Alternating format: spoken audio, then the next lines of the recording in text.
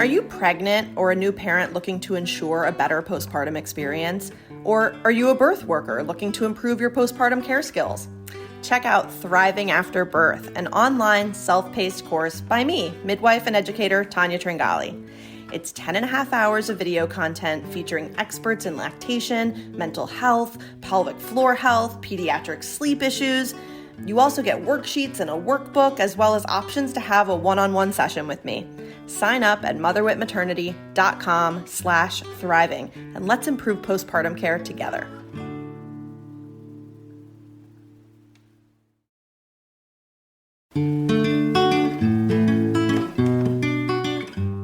Hey everyone. Welcome to episode number 12 of the MotherWit podcast. That is officially the last time I'm going to say that. Why? Because I'm losing track, and then I make social media posts about it, and I put the wrong number on it. So I'm done announcing what number episode this is. You don't care. You don't need to know. I don't know why I felt like that was important for a little while. You live and you learn. Anyway, just a little more housekeeping. I just wanted to let everyone know that with this 12th episode, I'm going to go ahead and call this season 1. I'm going to take a 4-week break, let new listeners catch up, people who joined us a little bit after I got started. And then 4 weeks from now, we will start back up with season 2. I want to make sure that I stay ahead of this and that I don't let the quality slack. I'm really enjoying doing this, but it is a lot of work to do alone. I'm doing all of the editing, all of the promotion, all of that stuff. And I think you guys know that podcasting is not my full-time job. So I want to make sure that I meet all of my other obligations. In season 2, we have some really awesome stuff planned. I'm really excited about it. Some of the things that are slated are, let's see, my midwives and professionals list here.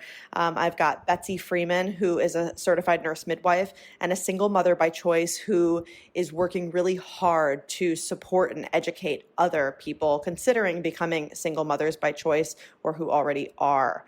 I've got Kathy Heron coming up. She is a certified nurse midwife. In full disclosure, she's one of a few midwives who taught me everything I know when I was in midwifery school. I adore her, and she is going to talk with me about painful sex.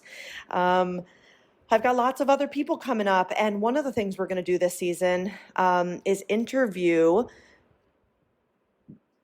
I'm choosing my words carefully here. I've been reading articles about this.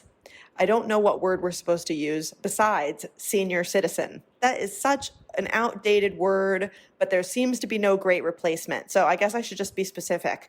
I am intending to interview people who are about 65 or older, who have lots of experience in the birth world and who want to tell their birth stories.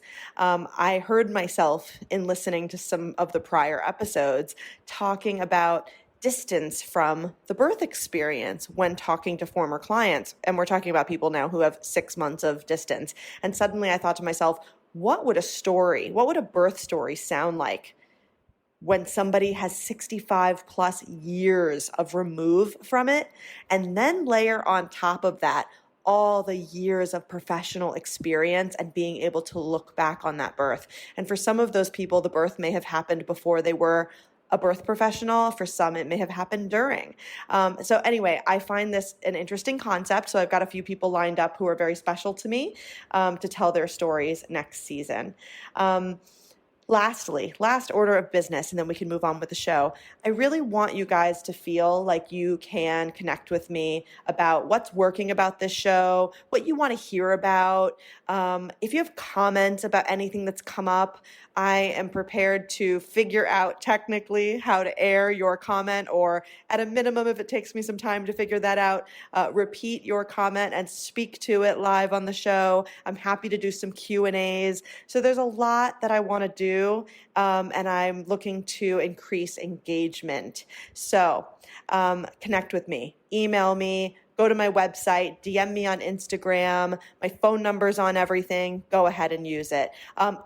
Best option, record a voice memo and email it to me. That's the easiest way for me to play your voice, your words, your tone on the air. All right, everyone, enjoy the show. One of my favorite things to do is educate both my clients and healthcare providers about fitness in the perinatal period. There is so much that needs to change about the way we approach this discussion in the clinical setting. Sometimes it doesn't happen at all, and other times it's brief, inaccurate, or instills fear in the people we are trying to get moving or stay moving. My guest today is Rache Mast. She is a certified professional midwife at the New Beginnings Birth Center in Twin Falls, Idaho. Rache is a gymnast, a CrossFitter, and also does jujitsu. She's a CrossFit Level 2 coach and a pregnancy and postpartum athleticism coach herself. She is the only other midwife that I know that has the same perinatal fitness certification as I do.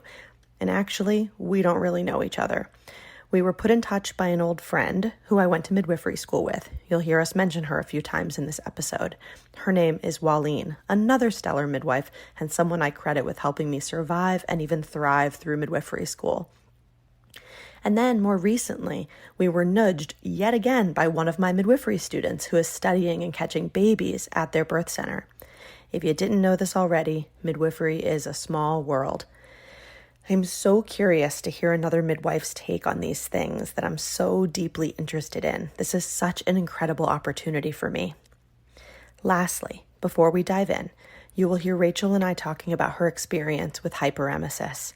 To put it simply, this is a condition that is akin to morning sickness, but is much more debilitating. People with hyperemesis vomit multiple times a day, get severely dehydrated, are often hospitalized, and it can be very serious if untreated due to severe electrolyte imbalances that can ensue. So we start off talking about this, and then a bit about midwifery and the very special practice that she works for, which is a mixed practice of CNMs and CPMs. That's certified nurse midwives, the kind I am, and certified professional midwives, the kind she is. I'll put some links in the show notes that explain some of these things in case you're interested, and I promise that in future episodes, I will dedicate time to talking about the different kinds of midwives here in the US and maybe even abroad. All right, without further ado, on with the show. Oh, and a gentle reminder that nothing we discuss on this show should ever be considered medical advice. Please speak to your local provider about anything that comes up in this show that resonates with you and your needs and your healthcare. Are you okay? Yeah, just another day. So when we spoke, you had like a few days of reprieve and you were thinking that maybe you were done with this, but I'm guessing that did not turn out to be true. Correct. Oh, how much of a reprieve did you get? 3 days. Oh gosh. And how's it been since? Any better than it was, or it's just as bad as it always was? Well, I mean, it's not as bad as it was in the beginning. Like the first 15 weeks were those really critical times. Like that was when Walleen was giving me IVs and I was on like multiple prescriptions. So it's better, but I think it was probably about 22 weeks when I went to like the 5 or so times a day, and I've just kind of been hovering there since. So it's not improved from that point, but it's improved from the beginning. Wow. How are you doing with all of this? Oh, it just depends on the day. Today was a rough one. Was this serving as a distraction? Is that why you didn't want to cancel? Yeah, and I was looking forward to it. I saw your outline. I'm like, oh my gosh, these are all my favorite things to talk about. I don't want to miss it.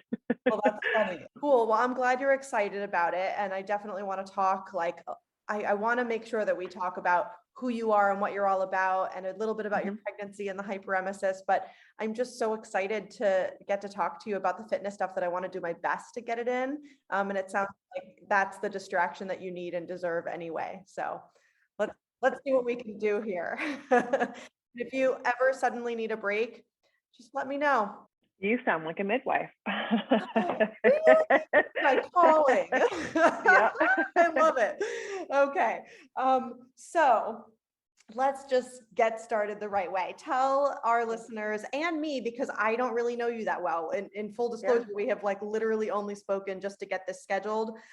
We have people in common who have been, nudging us towards each other for some time. And with the creation of this podcast, I was like, okay, now it's really time, because there's just no one else like you that I have to talk to, where we're both midwives and we're both pregnancy and postpartum athleticism coaches. And we're both CrossFitters and it's so exciting. Yeah, Tell us a little bit about yourself, whatever you feel comfortable sharing. sure. Yeah, so I am a certified professional midwife and a licensed midwife in the state of Idaho and have been for, I guess it's been about 10 years, a little over 10 years. I did my training at Birthwise Midwifery School, which actually sadly just closed this last winter after, gosh, almost 30 years operating. I think the pandemic really did it in terms of admissions and things like that. So that was my school, That's which really I'm a very, sad. yeah, super sad, very proud graduate of that program. And that was located in Maine. So that's where I did all my didactic work. And then I moved to Idaho for my apprenticeship, my preceptorship, and ended up working at the birth center where I was a student. And that's where I am now. We're a mixed practice of certified nurse midwives and CPMs like myself. So yeah, I've been doing that about 10 years. And then almost as long, I've been coaching CrossFit. So it was shortly after I moved here that I met a client of mine, and in her intake appointment, we talked about exercise and nutrition, and she told me I do CrossFit. And I said, I don't know what that is. You'll have to inform me because I don't know, never even heard that word. And so she gave me some education, and I ended up joining a local gym about a year later. And I've been with that same gym this whole time, and they hired me on as a coach. And so I've coached, I have my CrossFit L2, and I also have a background coaching gymnastics. And that was actually my first job. I was paid under the table when I was 15, coaching gymnastics in California, where I was born. So a pretty long-standing history of athleticism for myself as a gymnast, coaching gymnastics, coaching CrossFit. And then about a year and a half ago, I got into jujitsu. So I started training jujitsu about a year and a half ago, and even did a competition. So that's been a fun new way to express fitness as well. So pretty much any sport. I love coaching. I love participating. And those are, yeah, it's definitely an outlet for me, typically, not so much in this pregnancy, but otherwise, yes. Yeah. Have you been coaching during this pregnancy, or have you taken some time off from that? I've been able to manage one-on-one stuff, which is really what I love. I did group classes, coaching CrossFit for many years. And then ever since the pregnancy and postpartum athleticism credential came into play about 2 years ago, I really enjoyed the one-on-one stuff with the pregnant and postpartum population. And it's very easy to schedule that around my call shifts at the birth center. And then even with the hyperemesis, the condition I've been diagnosed with in my pregnancy, it's a lot easier to reschedule one person versus a class of 20 that are counting on me to be there on time. Yeah. Okay. So let's back it up. How pregnant are you? Yep. I am 32 weeks. You're 32 weeks. And this is your first baby? Yep. It is. Yep. My husband, Joshua, and I have been married 5 years, and we did all the planning to have this really uneventful pregnancy, or so I thought. That's been my hope and my dream. And it's not turned out to be quite like that, although it is a very welcome and exciting pregnancy. It's been kind of riddled with issues. Well, I was going to ask you what it's like to be a midwife who has very likely had a vision for yourself, right? You've helped so many people craft their own vision, and now it's your turn. And then you get like waylaid so early on with this. Yeah, it's definitely not what I expected. And honestly, even from childhood, my mom had 5 out of hospital births with midwives. She did birth center and home births. And that was what I grew up around. That's part of what brought me to midwifery in the first place. So I witnessed her through all of her pregnancies, seemingly just do it with ease, no problems with conception, no miscarriages, no complications in birth or breastfeeding, just easy. And so having that from a young age, and then in this physiologic normal birth world for 10 years, I definitely expected that it would be different for myself, especially with how much I prepared and all my preconception work in terms of nutrition and supplementation. That was my expectation, and it hasn't panned out so far.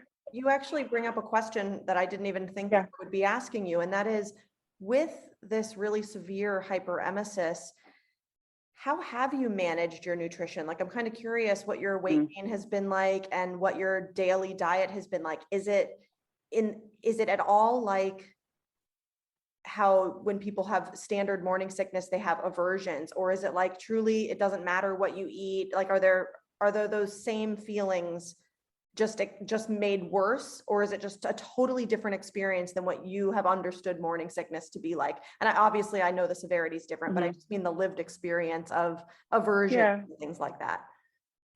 I always kind of thought about aversions as like craving, or when people would say, "Oh yeah, I don't really like salad, but I'm really craving cake." That's kind of what I always thought of aversions as. Like you have an aversion to a vegetable or some particular thing, where my experience has been more like aversions to everything. Like it doesn't really, it depends on the day, but and the aversions or cravings are so intense. I remember in the beginning especially throwing up like upwards of 15 times a day, and my craving would be something like, I haven't been able to keep food or fluid down for 10 hours, and I can think of this one random food that I think it would work. If I ate that right now, I think it would stay down. And that was like my craving. And so my colleague, Walleen, who I believe through school, she really just encouraged me that if you can think of anything that maybe would stay down, just go for it. That's where, I started to be that typical pregnant stereotype of like pickles. I need pickles. Top ramen now. And that was hard. It was hard to adjust to that because it was different than what I felt like my body needed. But really what my body needed was some nutrients, and something. So yeah, there's this place where it's like, okay, there's optimal nutrition and then there's sustained life, right? And you're in a phase of, I have to sustain life. My brain needs glucose. Yeah, exactly. It's a really good way of putting it. Yeah, optimal versus, what might be realistic or just practical for the situation. So I've had to adjust expectations there quite a bit from how I thought I would eat and how I would manage food and exercise too, how I would manage those two things, and then what's been reality for me and what I actually can do. That's exactly what I was going to ask you next is I would imagine if you feel bad almost all the time and you're barely eating, what you imagined for yourself in terms of your pregnancy fitness journey has not also been what you imagined it would be. Polar opposite. Yeah, it's a pretty consistent trigger for me that when I exercise, get my heart rate up, get sweating, that I'm going to throw up almost every time.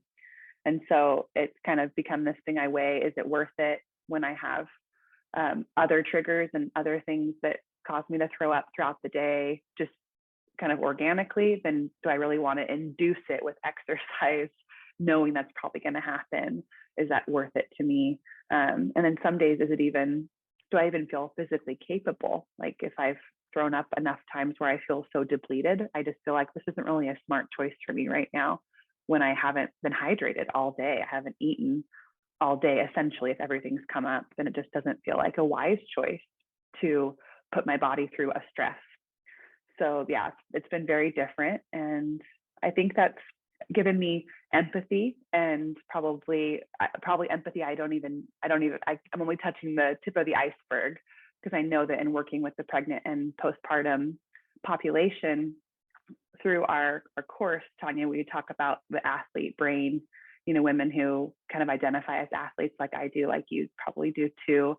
And that piece of us that is used to pushing through discomfort, used to pushing through pain, no pain, no gain kind of attitude. And then you get thrown a curveball like this, and it's like, okay, I really have to sit back and restructure my priorities and think about what's important and what my long-term goal is, and not just fixate on this very short season of my 9 months of pregnancy, and however, many months of like postpartum recovery, but widen that lens to look at athleticism over my lifetime and understand that I can make sacrifices for a season if that's what's appropriate for what my body or my baby need in this time.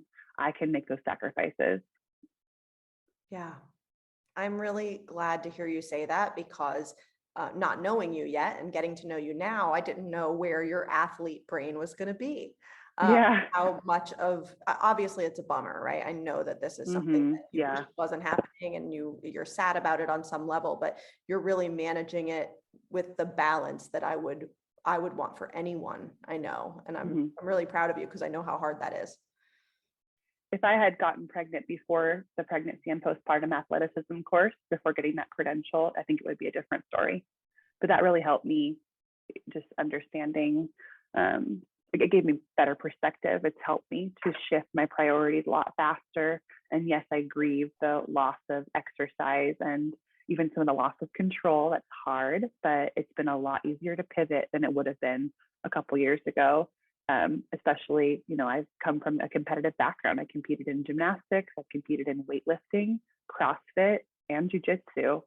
I like competing. I really do. I like it. I like to win and try really, really hard and have things I can control. And so, yeah, with that background, I'm not really the typical candidate for someone to say, I'm going to let go. Yeah. But my mantra has just been that, intention now for intensity later. It's one of the things we talk about in our coursework, just being able to have the intention right now so that later I can return to the things I love and not push myself and burn myself out or make a choice that would be setting me back for my long-term athleticism. Absolutely. And it's safe to say, one last question about your hyperemesis, and then I want to shift gears a little bit, but is it safe to say that if you were not a midwife who had access to a midwife who could just pop an IV in you anytime you needed, you would have been hospitalized and probably needed to stay there at least a few times for longer stays? Yeah, at least 5 times. I know there were 5 times where I at least would get like a HEP block put in. So my, IV port, and we would have access to it for several days. And I essentially had home health care where my colleagues could come in and get me infusions and even include medications like Phenegrin to my IV. And so that I would have been in the hospital at those points, yes. If I wasn't a midwife and didn't have this access, working at a birth center and having colleagues with these skills and prescriptive privileges, then yes, I would have been admitted probably at least 5 times for several days at a time. Yeah, and we're definitely a population that needs that kind of love and care and the care of a midwife. I know that I've relied on my midwives a lot, both physically and mentally, psychologically, for that encouragement and that just infusion of midwife, just like everything that a midwife is and does. I've needed it. I've needed a midwife for myself from the very early on. So yeah, it was 3 weeks, 5 days when the hyperemesis started, and it came on so suddenly. I went from a coffee aversion to 2 days later, I was getting my first IV because it had been 48 hours of not even being able to keep down water. So it hit me really fast, and I relied on my midwives tremendously and have continued to. Wow. That is wild. I mean, that's quite the story. I don't think I've ever heard of somebody starting in that early. Yeah. Have you? No, absolutely not. And it was, very surprising. I thought, is it twins or something? Like, what is going on? We definitely had an early ultrasound. Exactly what I would have thought. Rule that out. Like, what in the world? Oh my goodness. Okay. So you kind of have alluded to it a little bit, but I would love it if you would tell us just a little bit more about how it is you knew you wanted to be a midwife and what led you to be a CPM. Yeah, so I had mentioned my childhood kind of growing up around birth because my mom had multiple out of hospital births. So she has 6 children, and one was born in the hospital, the first. The rest of us were all born out of hospital. So I'm the second oldest, so I got to be around for a lot of the births and even the prenatal care, including going to appointments with the midwives and, being present for the home birth kind of in and out at the age that I was. But I was almost 10 when the last one was born at home. So I have pretty vivid memories of that home birth. So that was definitely my environment growing up, kind of my normal. My dad is a chiropractor. So I grew up in kind of the alternative healthcare realm, or maybe like the wellness realm, kind of working from the wellness point and keeping people who are healthy versus sickness. And I considered in my teens becoming a nurse and working in the hospital And then pretty quickly realized I didn't care to work with sick people. That was like the real moment for me going, no, I don't want to work in sickness. I want to work in wellness. And so what would allow me to do that? And midwifery sort of came back to me. I believe I was 17 or 18 when I had that thought for myself, like I could be a midwife. And I think actually initially at the time, I didn't even realize that there were midwives in the hospital setting, because I grew up around midwives, doing home birth or birth center deliveries. And so that was sort of my automatic go-to. My parents encouraged me, my dad encouraged me to consider becoming a midwife that would have privileges in the hospital. His thing was job security. You could work anywhere. I'm like, I really don't want to be in the hospital. I don't want to do birth in the hospital. And I don't see myself working in another department or field. I think it's just midwifery. I just want to be with moms and babies that are healthy, keep them healthy, be around normal birth. And that hasn't changed in 15 years since I made that decision. There's been times where I thought, well, it'd be nice to have my nursing credential if I wanted to have more of a stable position where I could do kind of 9 to 5 in a clinic, or have some other options, because that nurse midwifery credential would afford me that, where my credentialing as a CPM, a certified professional midwife, really just puts me in that scope of pregnancy through typically 6 postpartum. In some states, you can do preconception care. Idaho is not one of them. So for me, really, it's from the time you get pregnant through 6 weeks postpartum, I'm your girl. And that's for normal birth out of the hospital, either a planned home birth or a birth center delivery is what I do. And so, you guys, I think I really admire your practice, because there aren't that many in the country that are combined certified nurse midwife and certified professional midwife. And so I'm guessing that where you end, Walleen, and I don't know, are there other CNMs in the practice besides Walleen? Just Walleen right now. Mm-hmm. Okay. So I'm assuming that at that point she continues well woman care or annual visits and does the full scope of what CNMs can do at your birth center? She does, yeah. So she can do the preconception care as well. We have clients that come to her and are wanting to get pregnant and needing some counsel or lab work or whatever it is. She can provide that. And then, I can pick up when they get pregnant, and we kind of care for them alongside each other. But the other great thing about that CNM credential is that there's a broader scope of practice even within pregnancy. So if there's something that comes up, say like a hypertension, a high blood pressure problem with one of our clients, where I might have to say, I'm signing off on this, I kind of need to be done. This is where my scope ends. And potentially Walleen could say, I'm comfortable to continue under, these circumstances, and she could continue care where they might have to be transferred out otherwise. Or the other thing is prescriptions. I can't prescribe medications, and Walleen, my colleague who's a CNM, can. And so that gives us more options, even for hyperemesis. Like, she was able to prescribe me all my medications and give me all the fluids and meds I needed, where I didn't actually have to go to the hospital, and I could get the IVs from home, which was a game changer. So that's another benefit to having that credential. And so when a client is in labor at the birth center and there becomes the need for a hospital transfer, does Walleen take all of the hospital transfers over? How does that work for you guys? There's not any midwives in our area that have been able to secure hospital privileges from a home or birth center transfer to hospital. So it's a little bit different. Here in our area, you either work as a CNM in the hospital, and that's all you do, or it's out of hospital, that's all you do. There's not the transfer capability. If we transfer care, we relinquish the right as care provider, and we can become more of a doula, support role, advocate, but no longer having clinical decision making, no more hands-on skills. We relinquish that to the obstetrician or the nurse midwife in the hospital. We hope you're enjoying the Mother Wit podcast. If you are, please rate us and leave a review in iTunes, Spotify, or wherever you're listening to your podcast. Thanks so much. Now, back to the show.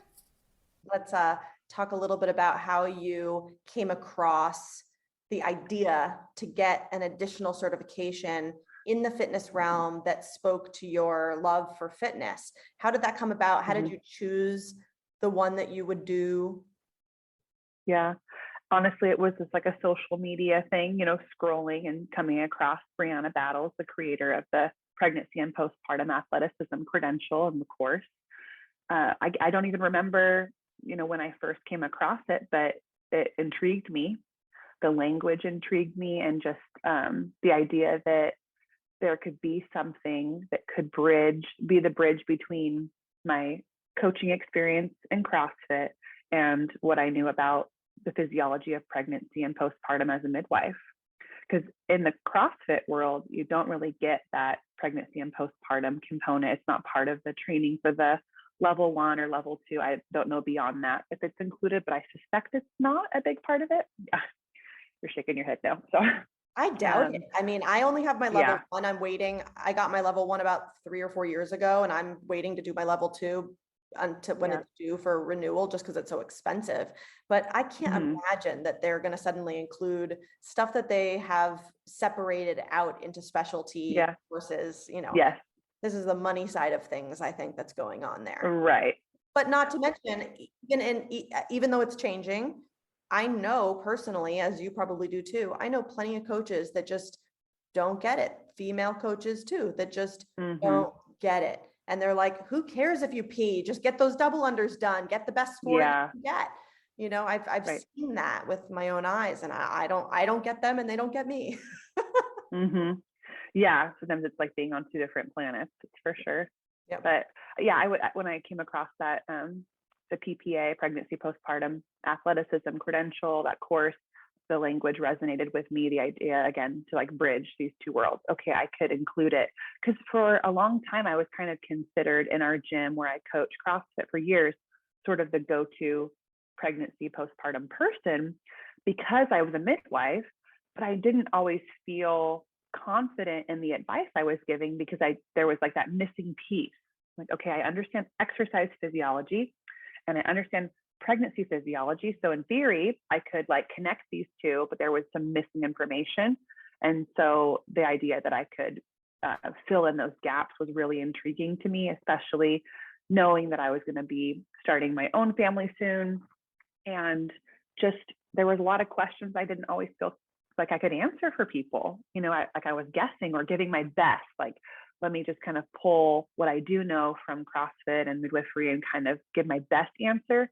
But I didn't always feel very confident that it was accurate or evidence-based, because I wasn't seeing a lot of evidence on it, and didn't feel like there was a lot of information out there. And so my best guess, I'm sure, was better than maybe someone who didn't have those 2 educational backgrounds, but it could be better. And I wanted it to be better. So that's when I enrolled in the course and started kind of chipping away at that program to get that credentialing. And man, it's made a huge difference.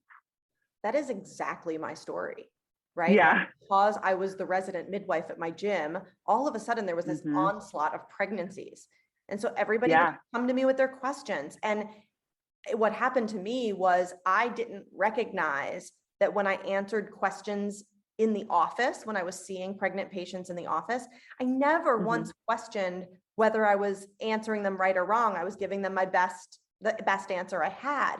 But for some reason, when I was standing in the gym and an athlete was asking me the question, I was hit in the face by the fact that I was guessing at the answer. 100%. Oh yeah.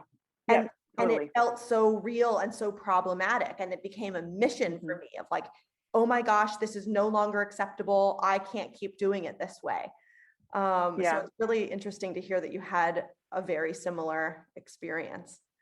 And I definitely wonder how many more of us there are, if there are any other midwives listening that have a certification, even if it's not pregnancy and postpartum athleticism, if it's birth fit, if it's whatever you did, I want to know about it. Like, definitely let me know, because I don't have a clear sense of how many of us there are. I've stumbled upon, for a couple of reasons, a couple other midwives, whether it's because I'm a member of Pelvic Guru. Are you a member of Pelvic Guru? Oh, yeah. Yep. So it's there, I think, and maybe it's just you I've stumbled upon, and it's not another person. So I have to go back and look. But I just have this vague awareness that there's at least a couple of others, but I don't know them. And I think that we serve a really unique purpose because of the way we can talk about it in the medical environment. I think one of the things that has become so interesting to me, and I'm not going to sit here and say I have the answer, but I'm working on it, and I bet you are too. It's the fact that people come to their medical provider, regardless of what credential, what type of medical provider that is. It could be a primary care physician, it could be a midwife, it could be an OB. They come to the medical person with questions about exercise, especially as it relates to their health. It's logical. Yes. But without any awareness, the consumers have zero awareness that in medical fields, be it midwifery, nursing, or any form of medicine, there is legit zero education on exercise, and everyone's making it up. Yep. Everyone's well making said. it up. It blows my mind. I did it for a gazillion years, and now I'm trying to right that wrong. And so I spend a fair amount of time educating healthcare providers about fitness. It's one of the things I've come to love doing, because I see the light bulbs going off. I see it happening. And I hope that I'm changing the way, I don't even think healthcare providers have to know a lot, but they need some exposure to the things that are out there that an individual can do so that they can keep moving happily and or safely, right? Yeah, so the standard obstetrician is not going to give you a ton of information, just a couple of tidbits, but those tidbits are wrong. They're not accurate. So even if we just changed it to where those few little pieces of advice you gave were at least evidence-based, it'd be an improvement. That wasn't something so arbitrary, like you can't get your heart rate above 120 beats per minute, or don't lift more than 25 pounds. Like, where did these numbers come from? I really just am curious who made that up. So I think I mentioned to you in our initial phone call, just to set this up, that I did additional coursework with Anthony Lowe, who is the physical detective. And he's a myth buster. Like, that's what he does. And he's amazing at it. And the way I remember him framing it was that these numbers sometimes have come out of the parameters set on a given research study. So if a research study set up their hypothesis with a heart rate of 140, or they set up an experiment that involved lifting 15 pounds, well, whatever the findings were that stated that number of heart rate or that weight became what people were talking about. So one of the things that from this exercise work I've been doing that has actually filtered back into my actual midwifery work is the way I talk about evidence to clients. And I'm always happy now to point out that just because we don't know something doesn't make it wrong or bad for you, right? So if a study's never been done, that's not the same as saying, don't do that. It has been shown to be harmful. We just simply don't have that information. And that's where there's this huge, vast gray area that we as midwives are so good at working within, that's called individualization. Right? Like, how do I make a plan for you? Whether it's about your birth or it's about how you exercise. I look at you, I watch you move, I watch how you're coping, and I come up with some strategies and ideas for you. I mean, how do you do it? Yeah, that's my process. And that's why I feel like the midwifery credential and then the PPA stuff, it's like, man, that's a match made in heaven, because that's what we do. It's all about that individualism, that continuity, that, looking at that person, and even like the broad range of normal that can exist too within both birth and exercise. What is normal for one person that might not be for another, or vice versa.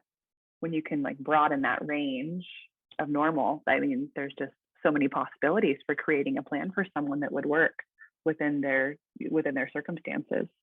Yeah, amazing. So how is your gym utilizing you, and is your midwifery practice doing anything special to utilize you in this role with your specific knowledge of fitness in the perinatal period? Yeah. So for the gym that I'm working at as a CrossFit coach, I've done a couple of different in-services for the coaches. We've got a fairly large coaching staff of about, I would say about 20 coaches on our roster. And so I've done 2 different seminars for them, essentially in services covering pregnancy and postpartum athleticism, kind of going over common myths and, advice you hear, even advice that maybe we as coaches are giving people, and where is this coming from, as well as pregnancy physiology, kind of understanding some of the changes that are happening to a woman's body in pregnancy to kind of inform why are we maybe making these suggestions for a particular modification. Also, I spend a lot of time coaching coaches on specific things to watch for and counsel the athlete on, because I think it's a very common thing. I'm sure you see this too, where we give the very generic advice of just listen to your body. And I know that gets debunked in Brianna Battle's course a lot, because it's like, well, this body is really new to me, so it's hard to listen. And also, what the heck am I even listening for? Is it just acute pain? Is that it? Because that's obvious. Like, sure, you rupture your Achilles, you're going to stop doing your box jumps because you're in major pain. But what about the other more subtle things? So I spend a lot of time educating the coaches on, here's some things you can actually give the athlete, ask these questions. These are things to watch for. If these things happen, we need to have a conversation and look at making an adjustment, a modification, a change to your strategy. So that's a huge piece of it too. And a lot of culture stuff too, shifting the culture so that we're not just having these conversations about fit pregnancy and making these comments about, you don't even look like you had a baby, and you're so fit, you're training for birth, and things like that are kind of meant as compliments, but can be very harmful, especially to someone with that athlete brain who thrives on compliments and thrives on, you're doing great, great form. Oh, thank you, coach. They really eat that up, and it might be pushing more than they need to, and not as able to listen to, what their body is communicating to them. So that's a big part of what I do at my gym, as well as the one-on-one stuff. So that for me is my personal practice looks like one-on-one meetings, especially with pregnant and postpartum moms. I have them fill out their little questionnaire and their history, understanding, do you already have symptoms of pelvic floor dysfunction? You're leaking with double unders, or when you're performing heavy lifts, you have certain struggles we want to communicate. And then I go through a movement assessment with them in person. So it's the exact movement assessment that we go over in our course. We go over hinging and lunging and pressing overhead, and all the while watching the athlete for tendencies in their posture, tendencies in their breathing, and then communicating with them, what are you feeling, and implementing the strategy changes. What if we breathe differently when you press? Does that feel different in your pelvic floor? Is that better, worse, or the same? And then, I'm watching, I'm getting that feedback, and then I'm able to kind of make a plan for them where we can then check in at different points in the pregnancy. They can communicate with me if they need a certain suggestion. They come across a movement where they have a symptom that is new, like that wasn't there a few weeks ago and that's not comfortable for me, or that doesn't feel right. What can I do instead? So I'm definitely in touch with them throughout the pregnancy, and then in postpartum we kind of go through that process again with a different body, movement assessment and questions about the birth, assessing for diastasis, and checking on fascia and control, their whole core pressure system. I'm using all these nerdy words now, but that's kind of what I do in terms of the coaching piece. I don't have group classes at this point, but I do a lot of the one-on-one stuff. And a lot of it too is just, again, that culture shift and having someone they can go to that can be affirming and give them accurate information as best I can. Debunk the myths that sometimes they're hearing from other sources, and encourage them to have that mantra of intention now for intensity later. A lot of goal setting too, what's your goal, and helping people reframe. I find that a lot of times athletes come to me in their pregnancy with these more arbitrary goals that are based in fear.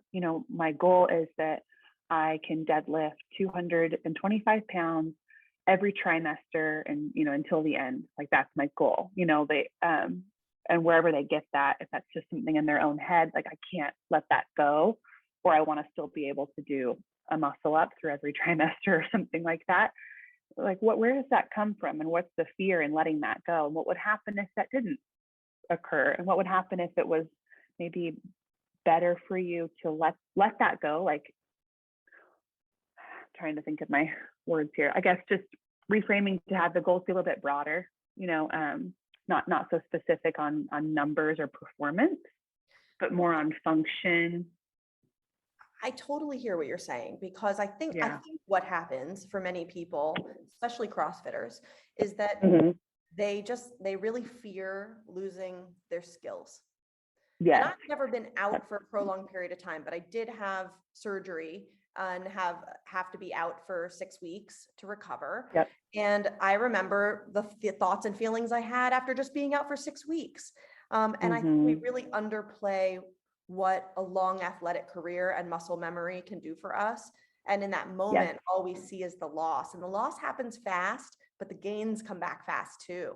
And so reminding people about that, I think, is really important. And I do also think that people can come back stronger, because pregnancy tends to be, just like it is outside of fitness, a time where people strive to be their best selves.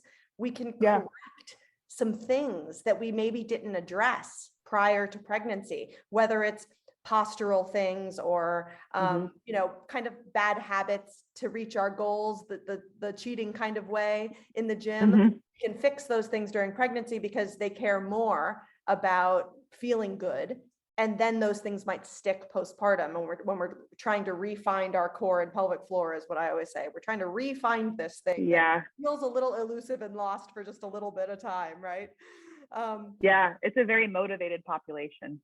Totally. So, I mean, I think people come back better in many, many ways. And certainly we're seeing this with Annie Thor's daughter, which has been really fun to watch her journey for sure. No, but I do want to go back to listen to your body. The thing that I have started to do as I'm opening that door to that discussion for both providers and clients, just to simplify but build on it just a little bit at the beginning. And then, of course, over time, we expand even more. But I've been calling it the 3 Ps: pain, pressure, and peeing. Okay. Those are the primary things we're looking for. The 3 Ps. I want you to tell me anytime you feel one of the 3 Ps. And then I kind of, from there, once they start to understand that I really do want to hear the subtleties of these things, I kind of just tack on to that anything different or weird, right? Like, that voice in your mind that's like, well, that didn't hurt, but it didn't feel right. Like, we need to honor that, because that not right, I think sometimes is where we end up in a chronic injury state, or the shoulder that starts hurting and we don't really know why, or whatever it is, right? And then there's all that research on orthopedic problems in the postpartum population that go completely unaddressed, because guess what? It connects back to what's going on with your pelvic floor, and to simplify the ways we compensate when our body isn't, connected or behaving or whatever. We haven't found a new way forward. So on that note, I'm curious, do you have a pelvic floor PT in your community that you get to work closely with, so that you can do a really deep dive as a midwife and a pregnancy and postpartum athleticism coach? Yeah, we're actually pretty blessed in this area to have several, which is amazing, because there's some areas where you can't find one with that designation for, hours of driving. And that's a huge piece too, like with my work as a midwife and then as a coach, is kind of informing people about that designation and how a pelvic floor PT is different than maybe a physical therapist who specializes in golf injuries. Like, this one's great for tennis elbow, but not really for your pelvic floor. And so explaining that, like, that postdoctorate experience that pelvic floor PTs have, this is a specialty thing. And so we really want to find someone who that's their deal, that's their whole bread and butter. And we have several here in the area. So I have ones that I refer to for as a midwife, like my patients from the birth center, but also the athletes from the gym. So we've got quite a few that I work closely with and am in communication with. And then I have my own for my own pregnancy. and for my postpartum recovery and return to fitness. So that's been another exciting sort of, I guess, deep dive. I feel like I can kind of nerd out, like, oh, now I'm having this experience too, and getting to go and get the therapies that I've talked about and see that benefit firsthand, which is super cool. So going back to your role as a midwife, let's say you're doing a Yeah. 6-week postpartum visit. What has changed about your evaluation at a 6-week postpartum visit from before you knew all the things you know to now? Well, slightly embarrassed to say, but I guess it just makes sense based on training that I once gave very generic advice about returning to exercise. And it's shocking to me now because it just didn't make sense. But that was my background. You know, we had like all of 10 minutes in midwifery school about returning to exercise postpartum. And basically it was, if you're done bleeding, rock and roll, go for it. You're cleared. You know, my favorite words, not you're cleared, like based on what? Mm-hmm. A timeline, you know, and I talk to people about that all the time, that there's not something magic that happens to you between 5 weeks and 6 days and 6 weeks and 0 days, like Cinderella at midnight, you know, like you're not just going to suddenly turn into this fully recovered postpartum person that's ready to just get back into the gym. So I think the message of like progressive overloading, that's changed, kind of helping people understand how they might ease back in, what to expect, the considerations as far as core and pelvic floor. I recommend that every one of my clients from the birth center see a pelvic floor PT first to get a better, more thorough assessment than even what I can do as a healthcare provider. The other piece is, even in my assessment for diastasis, that's always been part of my 6-week check, but I didn't have the same understanding about fascia and kind of how to control breath. I didn't have that understanding beforehand. So I would just kind of go off of numbers of, oh, your diastasis is, you know, more than 2 finger breaths, that's bad. And okay, and then what? You know, like that's it. So don't return to exercise until what? Until it's closed more? What if it never closes more? You know, that was a huge piece. This is where Anthony Lowe also is, like, I love listening to him talk about the subject because he highlights patients he's seen in the past, where he tells stories like, so you tell someone that they've got a diastasis, right? Mm-hmm. And now they spend the rest of their life gently rolling to their side and pushing themselves up with their hands and not using their core ever again. How are we helping them? Right. How are we helping this person?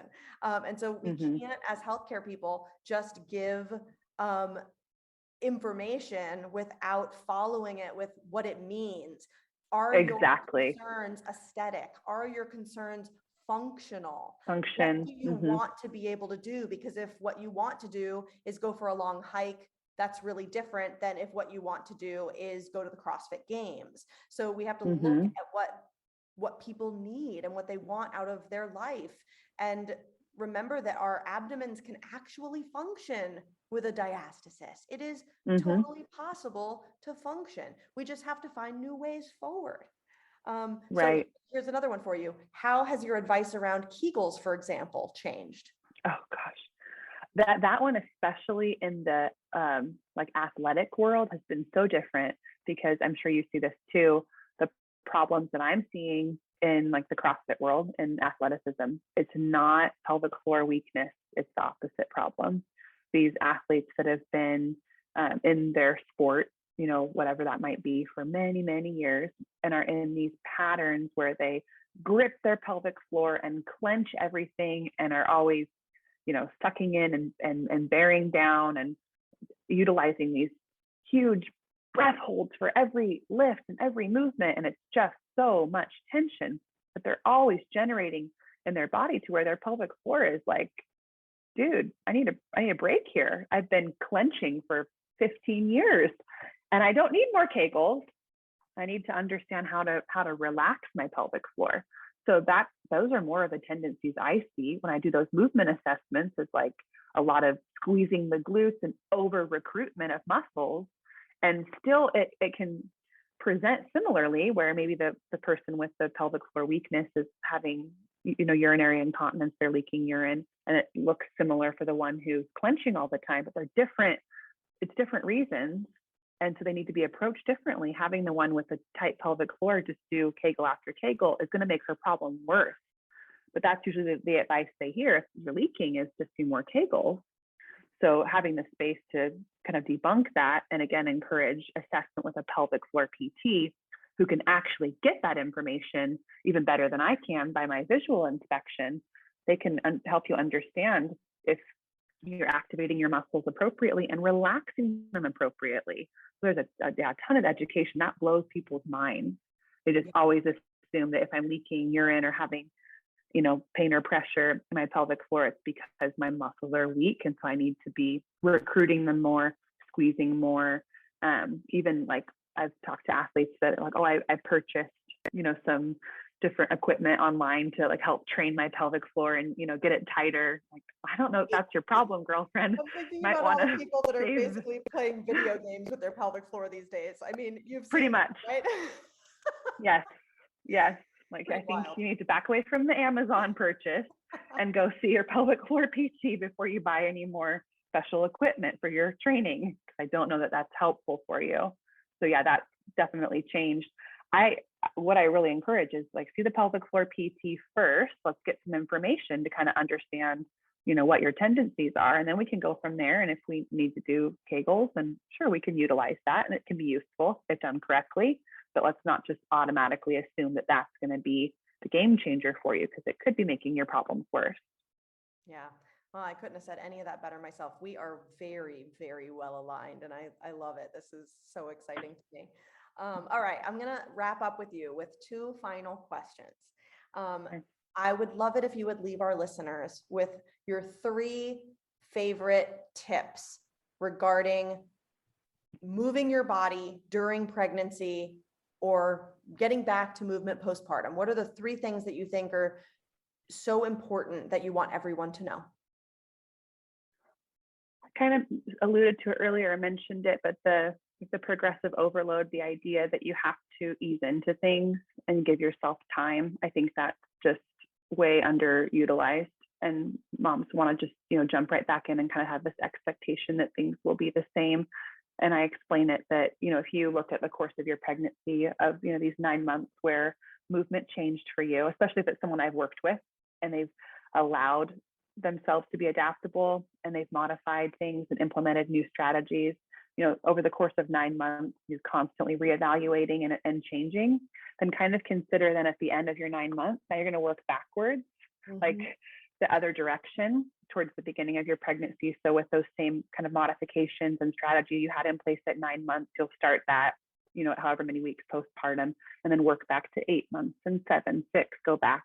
And maybe by about 9 months, it's kind of, one of those timelines. It's just a range, but that idea that you're going to have to work your way back a little bit. And that seems to resonate with people where they understand that, oh yeah, it took me 9 months to kind of get to this place where I had to implement all these strategies and change my breathing and adjust my movements and tendencies. So it would make sense that I'd have to continue that and still be as aware, through that process, working backwards. So that's a big piece. The pelvic floor PT, that is just like my soapbox that I just will never get off of. That's like major advice for me that everyone with a vagina sees a pelvic floor PT. I don't care if you had a baby or never want to have a baby or had a baby 30 years ago. It's just such a helpful tool.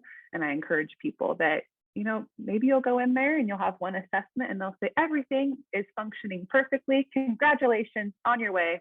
Maybe, I don't know, but you'll never find out unless you go. And maybe instead they'll uncover some things that, are really game changers for you and make improvements to your function, whether that's as a mother, as an athlete, as a partner, I don't know, but we could just see what information it gives you. And then let me think about another one. I do love that message of, I mentioned it twice already, but intention now for the intensity later, and just the idea of resilience. And I think that women, that mothers are so resilient. And if you can allow your body and your baby to kind of teach you some lessons, those are lessons that are important through the whole motherhood journey, through your whole life. And if you give yourself that opportunity to just like listen and listen to those lessons and not hold so tightly, that translates really beautifully to the postpartum recovery and to parenting. Whether it's your first baby or not, those lessons are just, it's hard to learn them any other way than firsthand. So you could be closed off to it and just be really rigid about your goals and your plan and hold really tightly to it, or you can allow yourself to open your hands a little bit and learn some lessons that will help you as a parent tremendously. So that's another encouragement too. Like advice I would give to someone is just try to have a more open hand and recognize it's a short season for a long life. We hope, you have a long life of athleticism ahead of you. So let's open the hands a little bit and hold more loosely to things in this season so that you learn some lessons that will help you, that will empower you, and will help you to be resilient through many stages and challenges in your life. And if I didn't know what subject you were talking about right now, I would say that advice you just gave is perfect parenting advice also. Right? Like, there's a relationship to this all relates, because exactly. If we hold on too tightly to our goals or the way we want our kid to behave or how we want them to sleep or the pattern that we want them to eat, we never get what we want. We have to learn to be flexible. And we also have to come to everything with a spirit of experimentation. That's one of the other things that I really instill in my clients is, can we experiment together? Can we just spend the next few weeks and then I extend and extend and extend, because people buy in eventually to this idea that experiment gets results. It's just all about experimentation. That's what we're doing here. And that seems to work really well. All right. So a final question. Does something come to mind that is like literally the most annoying thing another healthcare provider has ever told a client of yours? Or maybe I should open it up to even being a coach in the nature of this conversation. A coach or a healthcare provider has told an athlete that you're like, they said what? Oh my goodness.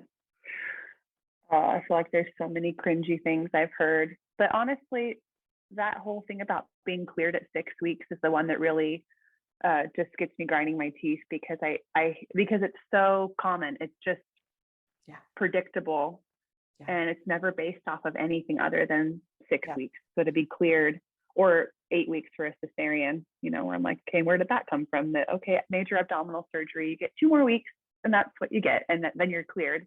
And I'll ask people when they're telling me I'm cleared, and I say, okay, what was that, based off of, or did they, check anything like with your pelvic floor? No. Did they check for, diastasis or assess your abdominal tone? No. Did they put hands on you at all? Did they do any physical assessment or ask you any questions about your symptoms, your goals? No. It's just that arbitrary timeline. So that one really gets me, because it's just so predictable. It's just, everybody says it in our area. I think it's probably nationwide, but that one's really frustrating, because I have to kind of work around that when people come to me expecting I'm cleared, my doctor told me so, and then explaining, well, what does cleared really mean, and what are the other factors there? It can be really hard to shift that culture and feel like you're the bad guy, because I think women really want to hear the more generic advice, because it's easy to listen to. Well, it's like you have a weight restriction. It's like, that's simple. Then I just won't lift more than that. People want simple, true. But I think when they, that for that person who got quote unquote cleared at 6 weeks and who threw on her running shoes and went to the park and ran 3 miles, the moment she finishes that and says, what am I feeling? What is all of this? That's the wake up call. And I think what the work that we're doing, because we can connect with our clients from early in pregnancy or before pregnancy even, we can say, listen, these are some of the things that you're going to hear from society, from the medical establishment, and they're just simply not true. And if we have enough time, it doesn't sound like we're turning something on its head all of a sudden, right? So part of the reason I do the intense postpartum work that I do came out of the physical fitness part of the problems around the 6 week visit. And wait, how do I get ahead of this? If I'm not connecting with people way before, I don't have the opportunity to prepare them for this. So like for me, I've already taught people how to do a self-assessment of their own diastasis in case they want to have their provider assess them also. And I warn them, like the assessment, they might not do it. They might do a really quick one and touch you once and say you're fine. Like there's a million different ways that someone might do this assessment. They might completely poo-poo the need to do the assessment. And they certainly won't, generally speaking, have a great response to what to do with the findings. But at least you already know, we're already talking about this. We're already normalizing this so that you don't walk out of that office if you hear you have a diastasis and now you're fearful. You know, kind of just working through all of those things and rolling out more slowly, you know, this idea. Of course, I want to get rid of the word cleared altogether, but like, let's say someone feels that they've been cleared. Okay, you're cleared to start a journey. You're not cleared to go run in the park today. You're cleared to start the journey to get from point A to point B. So just planting those little seeds early on seems to be making a big difference, I think, for the people that I work with. Well, and the big difference there too, I think, is that it's just like with midwifery, it's the informed consumer. And when they understand themselves, what's going on with their body, then if they do come across some of that misinformation, they can kind of almost debunk it themselves. And that's where I think it's powerful to switch it in like the CrossFit coaching world, moving away from just modifying exercises to understanding if you need to adapt something, why is that? And if you're feeling this particular sensation and we make an adjustment, what's that? What is that sensation I'm feeling? What's it coming from? And then you can be your own expert instead of just having this like, don't do this, instead do that. Why? Yes. Why am I even having this discomfort in the first place? What's happening in my body? Now I understand. I can make my own adjustments now. I don't have to constantly, you know, consult Rachel, because I understand when I'm feeling this certain way, I have strategies now. I can adjust my breath. I can adjust, you know, the tension here that I'm feeling. I can change this range of motion so that I'm not experiencing that, and I can be my own expert. Very empowering. Totally. And you just hit it on the head. The way that I work with most people virtually, especially if they're CrossFitters, is I try to help them modify the program that is going on in their gym. If there's not someone present who's knowledgeable enough to do that, I want to keep them in that group environment as much as possible. But I give them the like where they're at. If they're 4 weeks postpartum and they're going back to the gym, okay, you're going to lay on the floor and you're going to do your heel slides, and we're going to do all the basics that we need to do first. And we're going to slowly move you back towards class. And all this is scaling. That's all it is. And guess what? I'm going to put myself out of business real fast, because over the next couple of months that I might help you modify, you're going to go, oh, I know how to do this myself now. Thanks, Tanya. Yep. Hopefully they say it nicer than that, but you know what I mean. Hopefully I've left them with the skill after they've seen me modify and then seen me progress them. They're like, oh, all right, this is where I'm at. I'm just scaling. It's just scaling. And that's where like the CrossFit coach-minded people, I think, could probably do a better job. Is it's just scaling. We just have to get creative about all the possible modifications. Yes. Yeah. And understand why we're modifying things in the first place, which is back to that, like being empowered about what's happening within your body. Yeah. It's the midwife model. It so is. I love it. All right. Well, we have I'm not even sure how long we've been talking, so I'm going to let you get back to your afternoon. I do hope that you'll join me again after you've had your baby to share maybe your birth story. And after, I want you to come back after you've been on your own return to fitness journey for a little while, so that you can, I want to hear a little bit about where like theory becomes reality, right? It's always so different to do something for people, no matter how many times you've done it, and then do it yourself. Yeah, absolutely. I look forward to that. That would be great. Cool. Awesome. It's been so lovely talking to you and getting to know you. And if I You could do anything to make your hyperemesis go away, I would do it. All the midwife love I possibly can. Thank you. I appreciate that very much. We're in the home stretch, so not much longer. Awesome. Hang in there. Thank you. I will.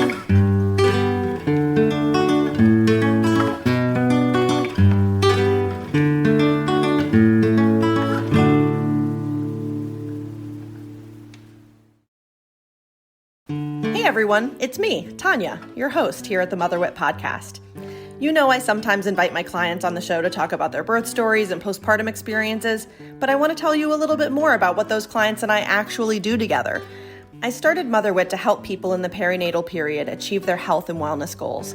That means whether you're hoping to conceive and struggling with high blood pressure or high blood sugar, or you're having trouble managing anxiety or depression in the postpartum period, or maybe you just need support and advocacy between prenatal or postpartum visits, I can help. Get a discount on your first consultation with me at motherwitmaternity.com using the code FIRSTCONSULT 10% off. That's 10% symbol, all one word. I'm looking forward to working with you and maybe having you on the show too.